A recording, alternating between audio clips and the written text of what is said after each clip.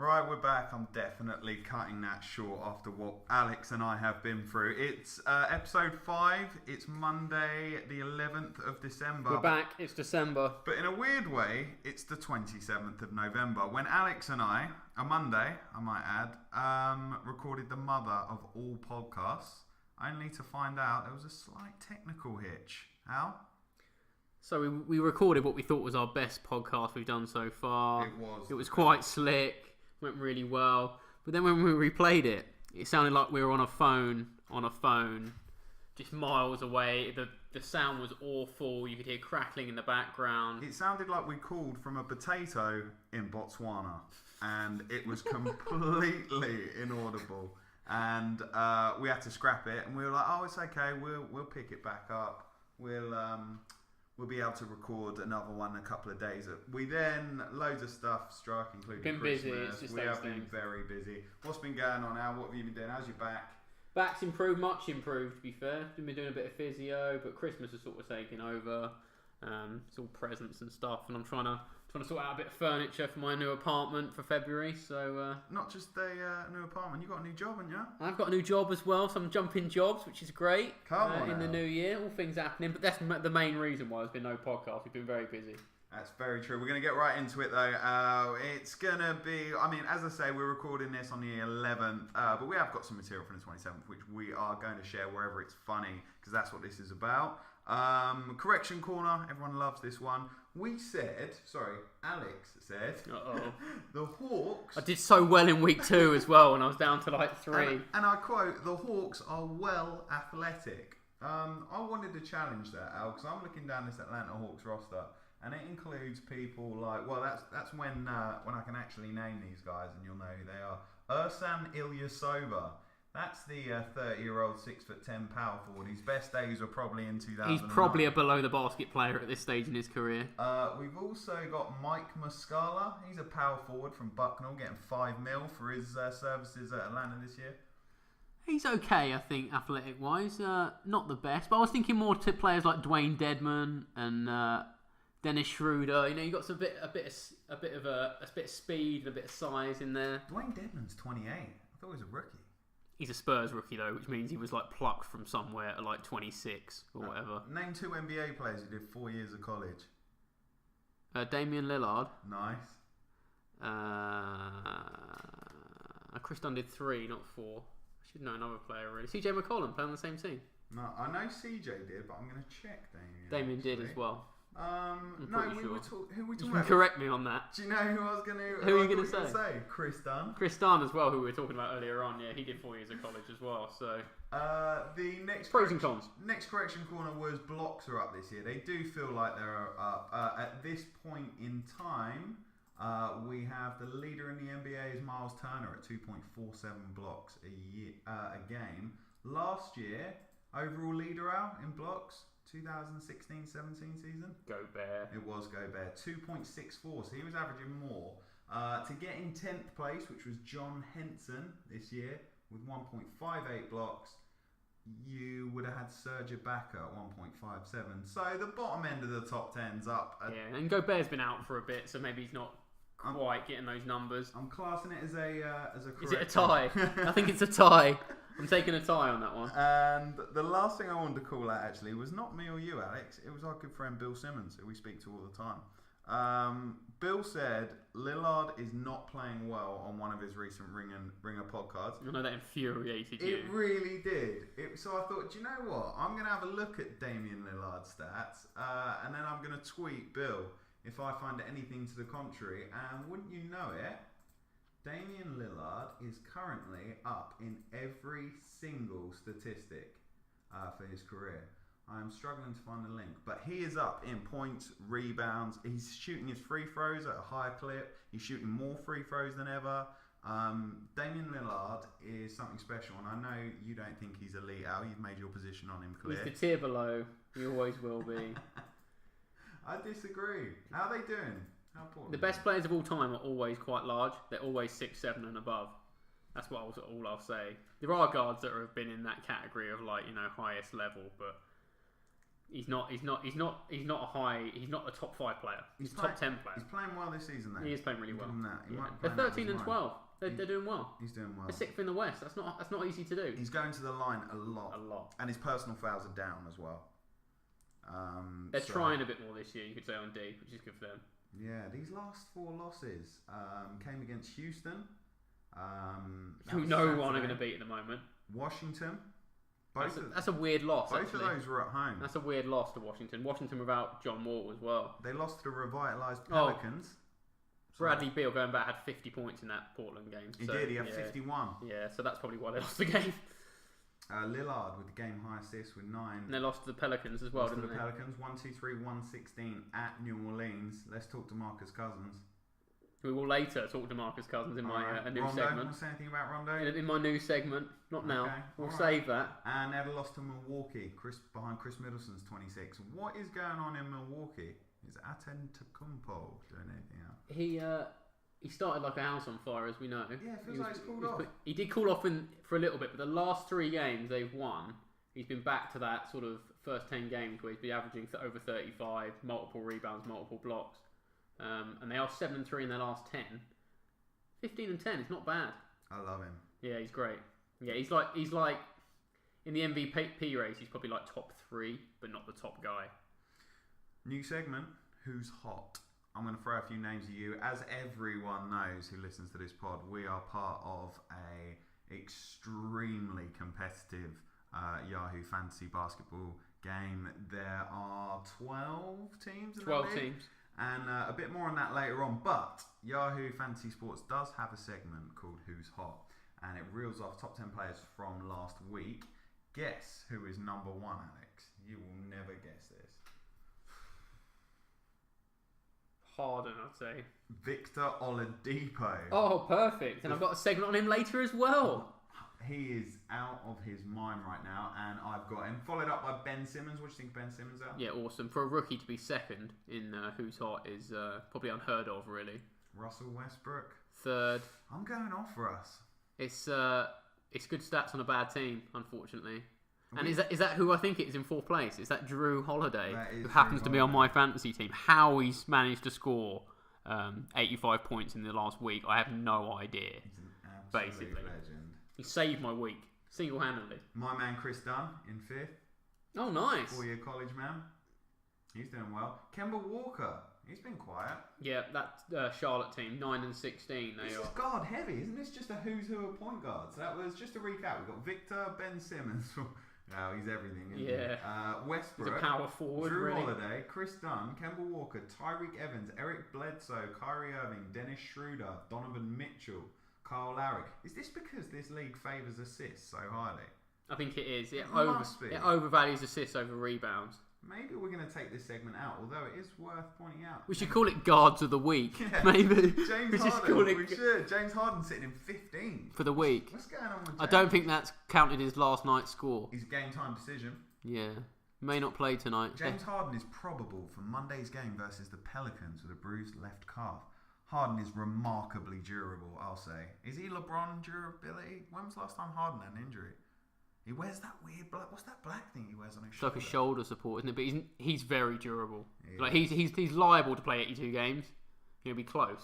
He might take a few off. In fact, he will take some games off because they'll start resting him towards the end of the year. He's been getting banged up recently, isn't he? He goes.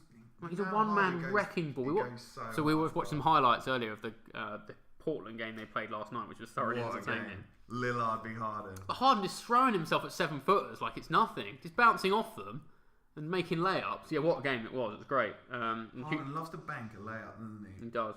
He's very skilled around the ring. He's so glass skilled around the ring. He's probably the best guard going to the ring there is at the moment in terms of drawing fouls and making shots. I'll agree with that. Yeah. I really will. Okay, we're going to Streaking Down the Quad, which on Monday the 27th, by the way, this is our segment that follows which teams. We pick a couple of teams that were on the highest winning streaks and the ones that were on the lowest, just to make sure we're giving equal coverage to the best and the worst. But I only want to talk Cleveland, because on the 27th, when we first recorded this, Cleveland were on a 7-game winning streak. What do we think of Cleveland? Yeah, that winning streak went to like 12 or 13 in the end. before I think it was got 13-game winning I streak. think it was a 13-game winning streak before it got broken, and they've won one since. They're 19 and 8, so back to where you'd think they'd be. Only 3.5 games behind Boston at the top. They've been playing much better, basically. They've been playing these weird, oddly enough, since Derrick Rose disappeared, they've been playing a lot better. Poor D Rose. I know. It's not all good. But they've been playing these weird lineups with like LeBron, Wade, and Korver all on the same court, which you wouldn't think would be any good, but it's killing teams on like plus minus. They're like plus 20 or something. Except when we check that for Correction Corner next week, their plus minus when those three on the court is like ridiculous. It's like plus 20 or something. And they're just murdering teams with 3-point shooting, which is back to what they were sort of the end of last year. All right. Well, the crying Jordan meme that was going around for the first 6-7 weeks of the league was check out LeBron without Kyrie, as if to say, Kyrie needed to go and just like, as if to say, stop saying Bronny's better than me. Yeah, but now I heard that the stat is since he posted, I don't know if you saw, that cartoon Arthur. Yeah. He posted the fist. fist. Yeah, he did the fist of fury. Since then, he's gone 14-1. Wow. So now we're going, wow, does Kyrie need LeBron? Although Boston aren't doing too badly themselves. 23 and 5, top of the East. Yeah. All right, you're going into the league. We say you're a rookie this year. Would you rather join Cleveland or Boston? Oh, definitely play on the Boston team. I mean, you're not going to play because you're not going to play on the Cleveland team. They don't play rookies. Unless you're like 35 and have played with LeBron previously, you ain't getting on the team. Like James Jones. Yeah, you need to be James Jones, D-Wade, J.R. Smith. He's added Jay Crowder. Jay Crowder. He loves Jay Crowder. Loves Jay Crowder. So you have to be one of LeBron's boys. And as a rookie, I think the last 4 or 5 rookies that have been on the team have been okay. They've just not got any minutes. But wouldn't you take any exposure to LeBron James? You probably want to play. I mean, look at Jason Tatum on Boston. He's the number 1 3-point shooter in the league as a rookie. That's never happened. And he's starting. Who's the best defender on that Celtics team? That's hard. Probably Jaylen Brown. What about Marcus Smart? Yeah, he's sick as well. He can't shoot, though. I saw a great tweet about Marcus Smart. It's like, hey, Marcus, it was something like, grab Trevor Booker. And he's like, okay. So like, actually switch on to Drummond. He'd be like, oh, okay. It's like, no, take that Dark Lord Sith, okay. And it went through like 6 different things. His D is... apparently he's very agreeable and he'll guard anyone and do a good job. Yeah, he's good. He can't shoot or anything. Like Jabari But it Parker. doesn't really... Yeah, well, no, it's the opposite, but it doesn't really matter. Yeah, that Boston team's going to be right. But I'll still take Cleveland over Boston in the playoffs, oddly enough. Okay, give me a series score. Oh, I think it would go 7? I think it might. It would go 6 or 7. It would go 6 or 7, definitely. Wow, I set off my series somehow. That was weird. That was talking weird as well. That's voice activated. Very weird. Right, we would normally do name that player, but of course that was all included in the one that got away. The pod we recorded 2 weeks ago. We did talk about the players. It was quite a good one as well. You gave me 3 players. Recap my performance out so it doesn't sound like I'm blowing up my own So the trumpet first here. player I gave you was a big man with a non-American name, but he is actually American, I believe. Alex Len. And I got it surprisingly And he did get it. quickly. He did get it surprisingly How many quickly. clues? I think it was 3 or 4. He got it before I gave the last clue. So that was a nice performance. And who was next? Then it was Goran Dragic up next. And you got that. I think you made it a little bit easier on the 3rd clue and then you snapped it. And then the last one, which you didn't get, but it was a bit unlucky, was Lou Williams, who was about the 42nd pick or something in the second round in 2002. I'm really annoyed about that. I think you guessed every non-defensive shooting guard except Lou Williams. I remember saying Jamal Crawford. Yeah, you said everyone that wasn't that looks like Lou, that wasn't Lou, and I was like, you're there. For like 5 minutes, I was like, you're there. You're right on it. Like it's not Jamal Crawford, but it is. So I still haven't gone 3 for 3, and Al's only gone 3 for 3. But we will have another segment of Name That Player coming up in our next episode. But in the interim, Al's come up with a new segment. Because we haven't got Name That Player, and I just wanted to talk about some teams. I've come up with this new segment called Questions for Joe. So I've got 2 teams I'm going to talk about. Yeah. Well, I'm simple, put it that way. So I've got 2 teams I want to talk about that are doing much better than I thought they'd be doing. And I want to recap their teams and maybe one of their star players. And off the back of that information, I will ask Joe a question. Oddly enough, both of these teams both had major trades in the summer as well, which have affected their roster quite a lot. Okay. So that leads to like what the question is as well. So it's such a change from last year. The first team we'll talk about is the Indiana Pacers. Nice. At 16 and 11 on a 4-game winning streak, 7 and 3 in the last 10, 5th in the East. How are they good? I'm going to tell you how they're good. All right. Their best player is Victor Oladipo, who happens to be in your fantasy team, I believe. Yeah, who I've never been a big fan of. Who's been going absolutely bananas. I still think of him as a Magic player, and I don't know if that will ever end. So he played on the Magic for 4 years. He then went to the Thunder for 1 year, which was disastrous, which I'll talk about in a minute. And he's gone to the Pacers, which again we will add to. But he's averaging 24.5 points a game, 5.3 rebounds, and 4 assists. Jeez. You take those numbers. No, you would. At field goals twos is 48.5. He's shooting 44.4% from 3 and on quite a high volume.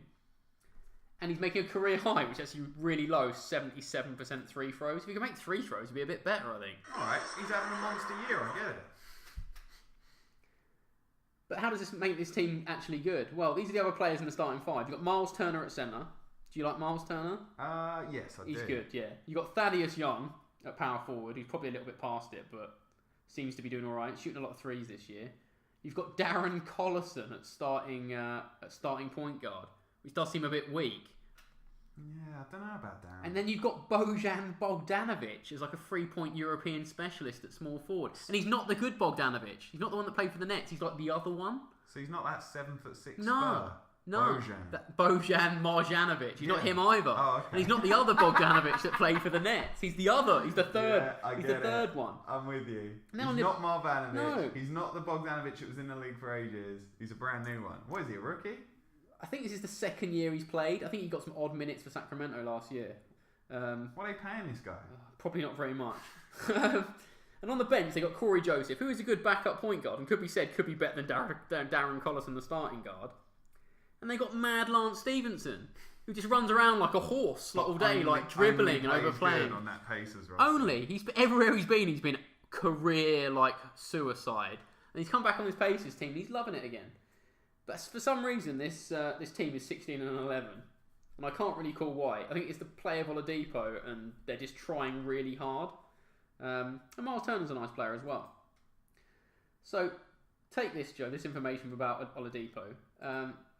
His 2s are up, okay, in terms of percentage. Okay. His 3s are up drastically by like 8 points.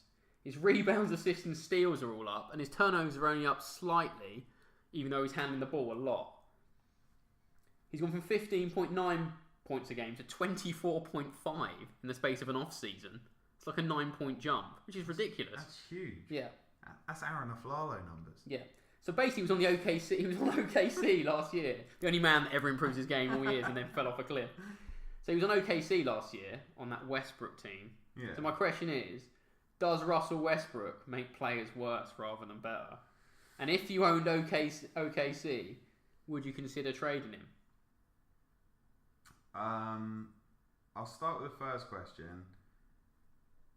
Inadvertently, yes. Yeah, I think so Russell as well. Westbrook does make players on his team worse because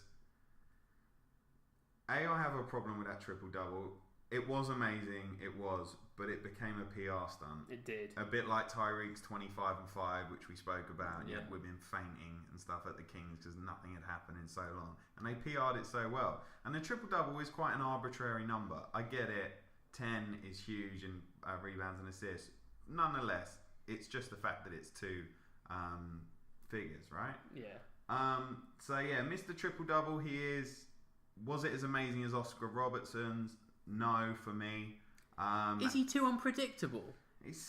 The thing is, those assists are a little bit meaningless. Yeah. Because Are they Rondo only assists? happen Are they when- like 1-inch assists? And they only happen when he absolutely can't shoot. Yeah. He will shoot first every time. He will. And he's just trying to do too much. And the NBA's moved away from that. And, yes, he's Allen Iverson on steroids. But those teams weren't very good either, let's be honest. And when the decline starts, it will be swift. So, yeah, inadvertently, he wants to do the best. I think he's got that amazing mindset, that chip on his shoulder. Athletically, forget about it. He's like number 1 behind the alien, Antetokounmpo. Yeah. So, yeah, Russ does make him worse. The second part of your question was... Would you consider trading him if it was a monster haul? So say if someone offered something ridiculous. Yeah, for all those reasons. Because his peak is only going to last so long. And yes, it might be He's another going to have 2 a Gerald years. Wallace fall off, isn't he? It is. Unfortunately, yeah.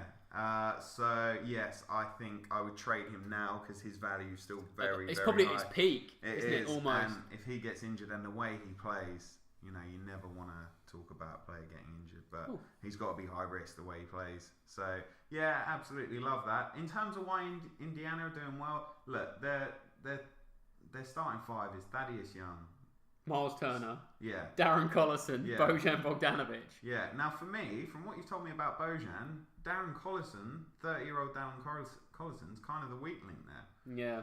But it looks like Oladipo's picking up a lot of his slack because he's been unbelievable.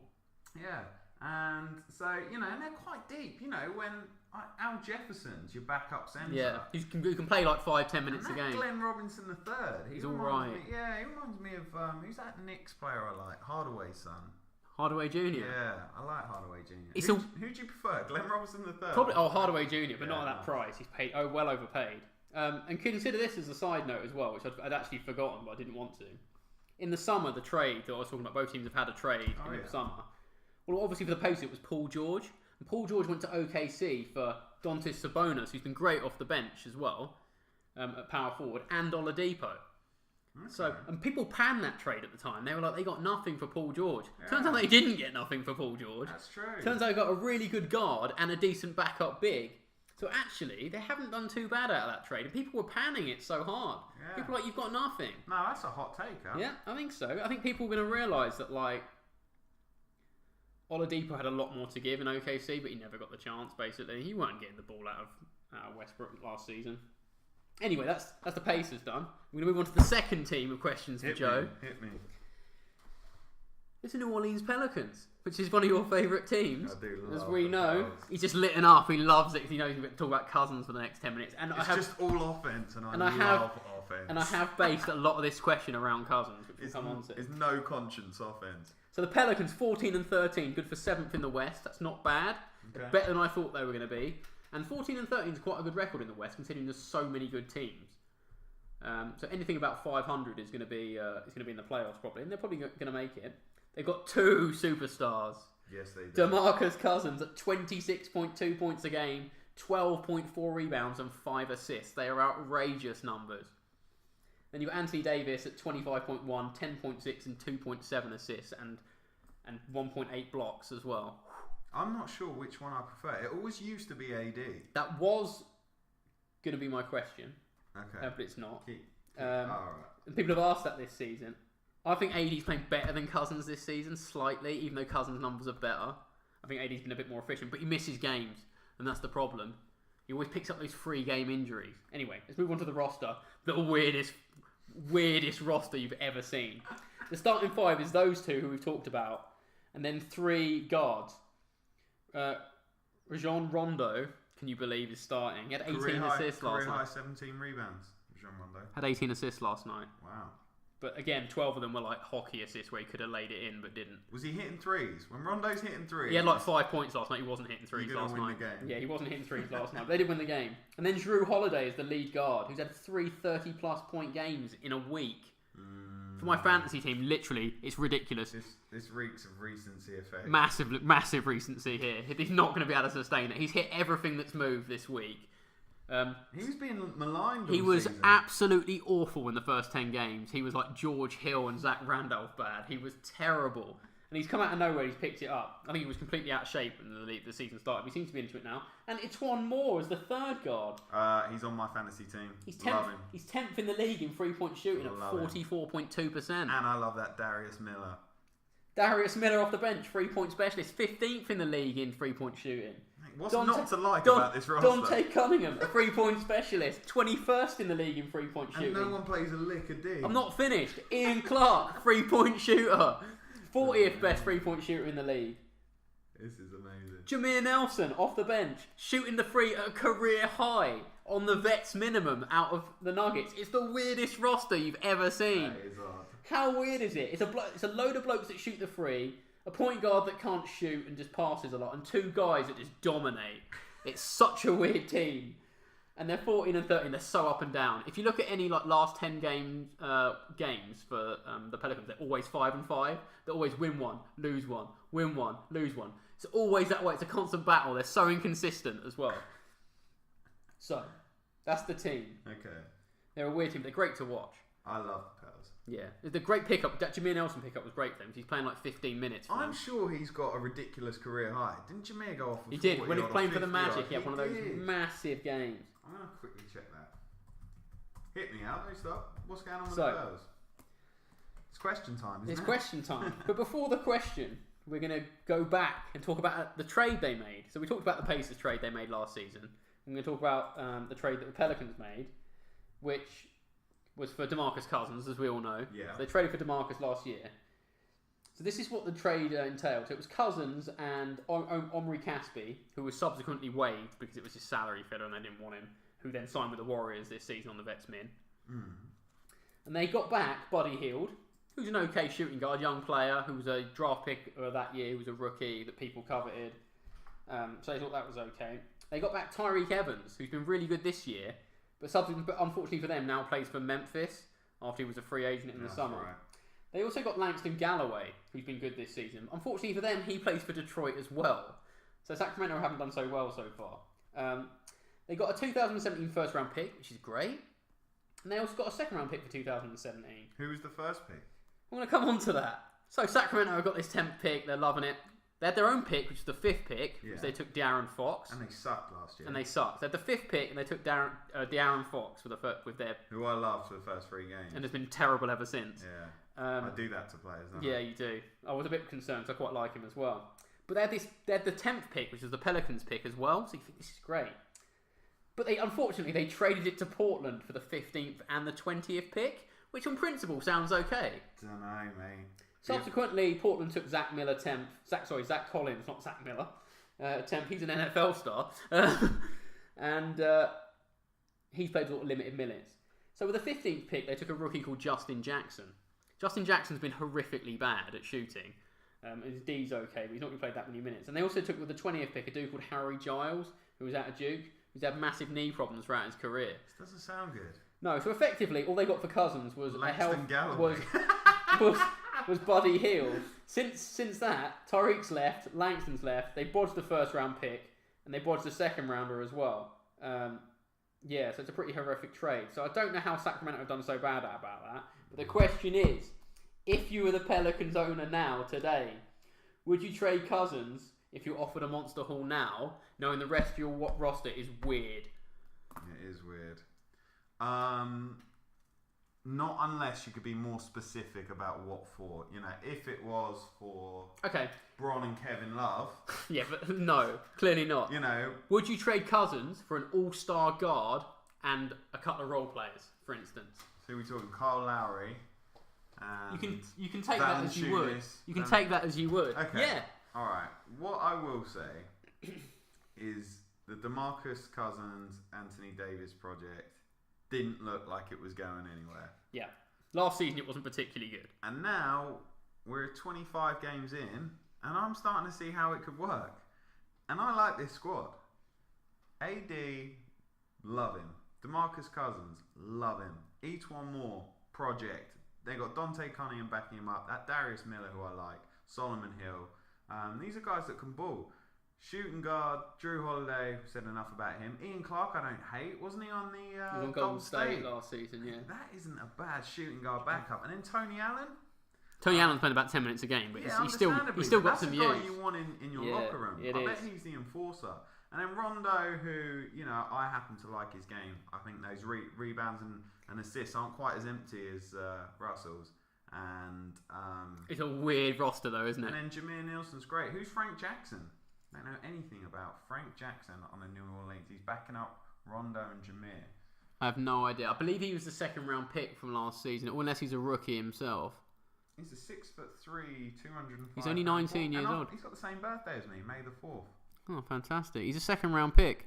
Okay. He went to Duke from last year. He went to Duke. All right, shout Duke out Frank lovers Jackson. out there. Yeah, mate, I love that segment. So in answer to your question, no, I don't think I would, because I still think there's a bit more of a ceiling. I agree.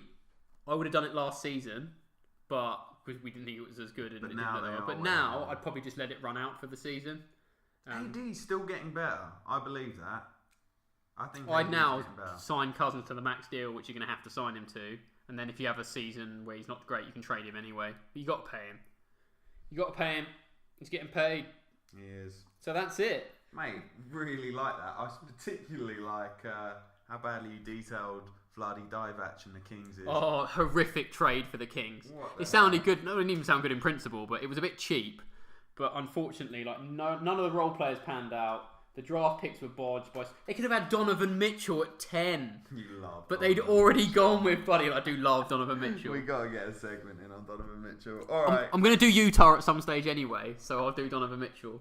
But that's a good start. And our questions for Joe will return next week. That was very nice. All right, we've got a fantasy podcast coming up.